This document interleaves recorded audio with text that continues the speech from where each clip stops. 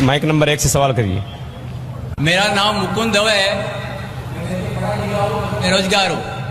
आपने बोला है कि जो इस्लाम कबूल करता है उससे हजारों गुना माफ हो जाता है, मगर मेरे हिसाब से सबका मालिक एक है और एक मालिक होते हुए किसको ये नजर से देखता है और किसको वो नजर से देखता है। हिंदुओं को माफ नहीं करेगा और जो इस्लाम धर्म स्वीकार करता है उसको माफ कर देगा। ये कौन सा ऊपर वाले का कानून है जो मेरी समझ में नहीं आ रहा है। बहुत अच्छा सवाल, बहुत अच्छा सवाल। मालिक एक तो सारे इंसानों के लिए अदल भी एक होता है। बहुत अच्छा सवाल, बहुत अहम सवाल। भाई का सवाल है कि ये किधर का मुसलमानों को माफ करता है, हिंदू को नहीं माफ करता है। मैंने आपसे कहा कि जो इंसान नाम का मुसलमान है, उसका नाम मोहम्मद अब्दुल्ला जाकिर है, तो वो काफी नहीं जन्नत में जाने के लिए। मुस्लिम का मतलब वो इंसान जो अमन हासिल करता है अपनी ख्वाहिश, अपनी मर्जी से खुदा के अहकामात पे अमल करने के बाद। यानी जो इंसान अपने मालिक के अहकामात पे अमल करता है वो सच्चा इंसान है। वो नाम का क्या है उसका मैं कोई लेना देना नहीं। यहां मैं कह रहा हूं कि जो इंसान अल्लाह के अलावा किसी के साथ शिर्क कर रहा था, आज शिर्क करना छोड़ दिया, आज उसके गुनाह माफ होंगे। चाहे कोई भी हो, आप भी अगर कहते कि मैं शिर्क करना छोड़ दूंगा, अल्लाह के अलावा किसी और की इबादत नहीं करूंगा, जो हिंदू मजहब की किताब में लिखा है, और मैं मानूंगा आखिरी पैगंबर मोहम्मद सल्लल्लाहु अलैहि वसल्लम में, चाहे आप ईसाई है, चाहे आप हिंदू है, चाहे आप यहूदी है, आज आप अगर अपने मालिक का कहना मानेंगे तो आपका मालिक आपको माफ करेगा। लेकिन अगर आप कहेंगे मेरा मालिक एक, लेकिन मालिक का कहना नहीं मानेंगे तो मालिक कैसा माफ करेगा। मिसाल के तौर पे एक एग्जामिनेशन होता है, टीचर सारे तालिबे इल्म के लिए बराबर है। टीचर 1 साल के लिए सारे तालिबे इल्म, सारे स्टूडेंट्स को सिखाता है, बराबर। लेकिन एग्जामिनेशन में जो टीचर पूरे साल भर सिखाता है, जो तालिबे इल्म वो टीचर के सिखाए मुताबिक एग्जामिनेशन पेपर में लिखता है, वो पास हो जाएगा। जो तालिबे इल्म टीचर जो सिखाता है उसके खिलाफ काम करता है, तो टीचर क्या उसको पास करेगा? चाहे वो हिंदू, मुस्लिम हो, ईसाई हो, जो टीचर सिखाता है उसके ऊपर वो तालिबे इल्म उसके मुताबिक इम्तिहान देता है, वो पास होगा। आपका मालिक, हमारा मालिक एक है। सारी किताबों में लिखा है, हिंदू मजहब की किताब में, यहूद मजहब की किताब में, ईसाई मजहब की किताब में, इस्लाम मजहब की किताब में, सिख मजहब की किताब में, कि मालिक एक है। मालिक के अलावा किसी की इबादत नहीं करना चाहिए, खुदा के अलावा किसी की इबादत नहीं करना चाहिए। कल मैंने फरमाया था कि उस खुदा की कोई प्रतिमा नहीं, कोई अक्स नहीं, कोई फोटोग्राफ नहीं, कोई पिक्चर नहीं, कोई बुत नहीं, कोई मूर्ति नहीं। फिर अगर आप मूर्ति देंगे तो आप मालिक का कहना नहीं मान रहे। तो अगर आप मालिक का कहना मानेंगे, आपका नाम कुछ भी हो, मोहन हो, कुछ भी हो, शंकर हो या अब्दुल्ला हो, अगर आप मालिक का कहना मानेंगे तो आप सचमुच उस मालिक के बंदे हैं। अगर आप मालिक का कहना मानेंगे तो आपके गुनाह माफ हो जाएंगे। तो ये अरबी में कह रहा हूं कि मुस्लिम तो लोग को ये लफ्ज से नफरत है। अगर नफरत है तो मैं मुस्लिम लफ्ज को निकालता हूं। मैं ये कहता हूं जो भी इंसान अपने मालिक का कहना मानता है उसे अरबी में कहते हैं मुस्लिम। लेकिन आपको मुस्लिम शब्द से नफरत है, मुस्लिम शब्द को निकाल दो। मैं ये कहूंगा जो खुदा के अहकामात पे अमल करता है, खुदा के कलमात पे अमल करता है, ये मानता है कि खुदा एक है, उसके अलावा किसी की पूजा नहीं करना चाहिए, वो इंसान के गुनाह वो मालिक माफ करेगा। आप अगर मानेंगे खुदा एक है, आप मानते खुदा एक है, आप मानते खुदा के अलावा किसी और को पूजना नहीं चाहिए, मानते? हाँ क्या नहीं मानते? आप मानते बुत परस्ती गलत है, आप मानते कि मूर्ति पूजा गलत है, आप मानते कि आखिरी पैगंबर मोहम्मद सल्लल्लाहु अलैहि वसल्लम है? नहीं मानते। बोलते जैसे शिव शंकर को पैगंबर बोलते हैं, जैसे साईं बाबा को ये सब जो पैगंबर हो गए, ये हर फरिश्ते ऐसे ऐसे आते गए। आपने मेरी 15 तारीख की तकरीर सुनी? मैंने नहीं सुना। मोहम्मद सल्लल्लाहु अलैहि वसल्लम का जिक्र मुख्तलिफ मजहबी किताबों में, आप कैसेट लीजिए, मेरी तकरीर है मोहम्मद सल्लल्लाहु अलैहि वसल्लम का जिक्र मुख्तलिफ मजहबी किताबों में। इसमें मैंने साबित किया हूं کہ مذہبی کتاب بدلنے کے باوجود سب مذہبی کتاب میں لکھا ہے کہ آخری پیغمبر آنے والے ہیں. اس آخری پیغمبر کا نام ہے محمد صلی اللہ علیہ وسلم. آپ ہندو مذہب سے تعلق رکھتے؟ ہندو مذہب کی کتاب میں لکھا ہے بھوشیہ پرانا پرو 3 کھنڈ 3 ادھیے 3 شلوکا 5 سے 8 میں لکھا ہے بھوشیہ وانی محمد صلی اللہ علیہ وسلم کی. آپ پڑھیں گے بھوشیہ پرانا پرو 3 کھنڈ 3 ادھیے 3 شلوکا 10 سے 27 میں محمد صلی اللہ علیہ وسلم کا ذکر ہے. آپ کنڈب سکتا پڑھیے اتھروا وید میں لکھا ہے کتاب نمبر 20 ہم نمبر 127 شلوکا نمبر 1 سے 14 میں لکھا ہے محمد صلی اللہ علیہ وسلم کے بارے میں. آپ پڑھیے اتھروا وید کتاب نمبر 20 ادھیے نمبر 21 شلوکا نمبر 6 اور 7 میں محمد صلی اللہ علیہ وسلم کا ذکر ہے. محمد صلی اللہ علیہ وسلم کا ذکر ہے سام وید میں احمد جیسا سام وید اتر چک منترا نمبر 1500 لکھا ہے. یجوروید میں ادھیائے نمبر 31 شلوکا نمبر 18 میں. آپ پڑھیں گے رگ وید کتاب نمبر 8 ادھیائے نمبر 6 ورس نمبر 10 میں.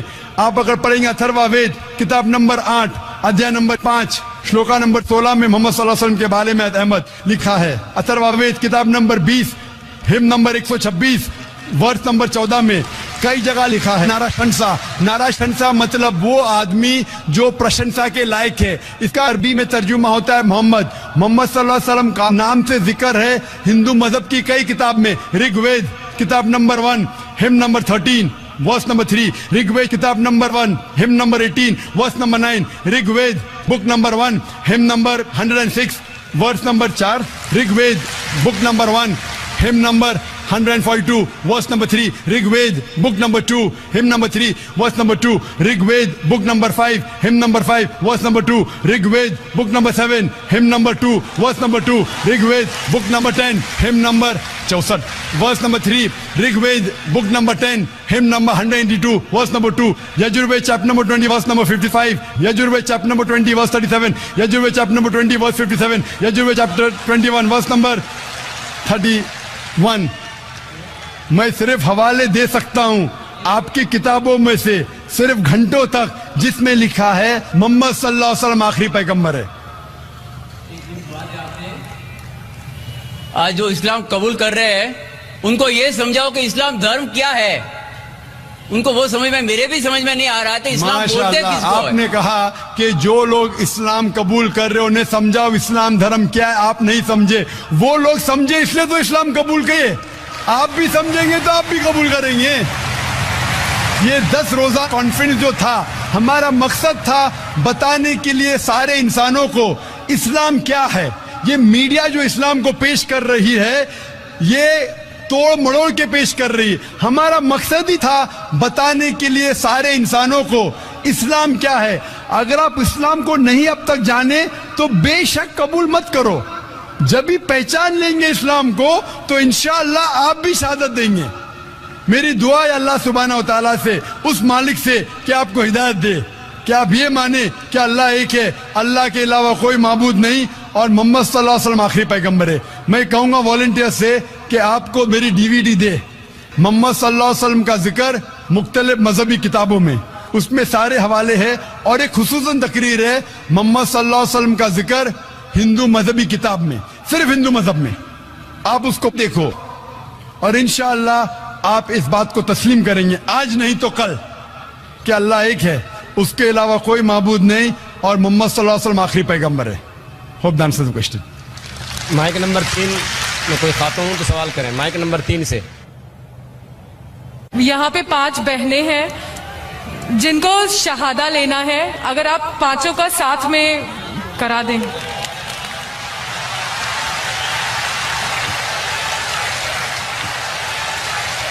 میں جو نہیں چاہتا ہوں وہ اللہ تعالیٰ کر رہا ہے. مجھے کسی نے کہا کل کہ شہادہ اتنے ہو رہے کیوں نہ آپ اعلان کرو کہ ایک ساتھ میں دو تو وقت بچیں گا اور لوگ آئیں گے. میں نے کہا میں پبلک میں نہیں کہنا چاہتا ہوں لیکن ماشاءاللہ لوگ کو پتہ ہے کہ وقت کم ہے تو 5 بہنیں ساتھ میں مائک کے نزدیک آ گئے. میں صرف یہ پوچھنا چاہتا ہوں 5 بہنوں سے, کیا کوئی بھی آپ پہ زبردستی کر رہا ہے اسلام قبول کرنے کے لیے؟ کوئی آپ پہ دباؤ ڈال رہا ہے اسلام قبول کرنے کے لیے؟ آپ مانتے ہیں کہ خدا ایک ہے اور اللہ کے علاوہ کوئی معبود نہیں؟ آپ مانتے ہیں کہ محمد صلی اللہ علیہ وسلم آخری پیغمبر ہے؟ میں صرف یہ پوچھنا چاہتا ہوں کہ باری باری ایک بہن اپنا نام کہے अभी आपका नाम क्या और कौन से मजहब से ताल्लुक रखते, उसके बाद मैं साथ में कलमा पढ़ाऊंगा आपको। मेरा नाम कुसुम पाटिल है, मैं इस्लाम कबूल करना चाहती हूँ। दूसरी बहन अपना नाम फरमा सकती है? मेरा नाम है निर्मला शैलेंद्र गायकवाड़, मगर मेरे शोहर भी उधर आए कलमा पढ़ने के लिए। अरे तो शोहर भी आ सकते हैं। जो भी भाई, अभी वक्त कम है, जो भी भाई और बहन इस्लाम कबूल करना चाहते वो माइक नंबर 1, 2 और 3 पे साथ में आ सकते हैं। 3, 4, 5 वक्त कम है। Recently, I suffered a little bit of a BP, and I went to the doctor, and the first thing he said to me is that stop eating red meat, which is again allowed in Islam. So I would think that if these things could be harmful to the human body, these should not have been allowed by who has created us. So if you can clarify me on that. You went to a doctor and you said you had high BP. Yes. Doctor said you have red meat. Yes. So why does Islam allow red meat? Yes. You know, my friend went to a doctor and doctor said you have diabetes, don't have sugar. Brother, why do you have sugar? Right. Why? Don't have sugar. My friend went to a doctor, doctor said you have diabetes, don't have sugar. Brother, do you have sugar? Yes, of course. Why you have to stop having sugar? Yeah, well, we can live on vegetables, easily possible. Can We you live on without having chicken. sugar? Can you live without having sugar? Even vegetarians have sugar, brother. Yeah. Are you educated? Yeah.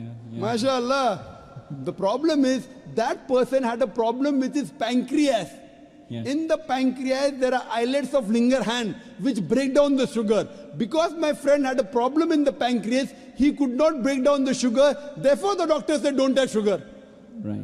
So you have some problem of red meat, you should not have red meat. Others can have red meat. Right. The Quran says, a general statement Quran says, eat what is halal and tayyib for you.